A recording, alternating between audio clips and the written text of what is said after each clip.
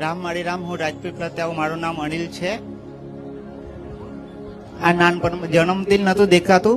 ડોક્ટરે કીધું કે આને દેખાતું નહીં. પછી મેં માતાજીની માનતા માની તો પછી 1 મહિનામાં સારું થઈ ગયું. હમણાં જોવે છે. એટલે આ બાળકને તમે જે કીધું કે શરૂઆતમાં જન્મ થયો ત્યારે દેખાતું નહોતું, ના, ના. એટલે શું થતું હતું એને? દેખાતું જ નતું. ખબર નથી પડતી અને કે માણસો કઈ બાજુ છે, વસ્તુ કઈ બાજુ એટલે છે. આંખો આમ ફેરવે, આંખો ફેરવે. હા. એ તમે ડોક્ટરને બતાવ્યું? બતાવ્યું હતું. ડોક્ટરે શું કીધું? આને દેખાતું નથી એવું કીધું.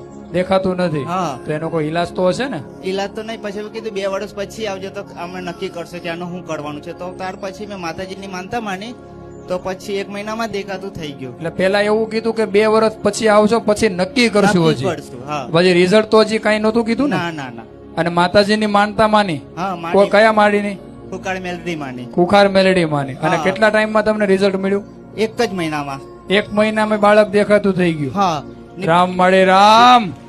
જન્મથી દેખાતું નતું અને માનતા રાખ્યા પછી કહે છે કે 1 મહિનામાં દેખાતું થઈ ગયું.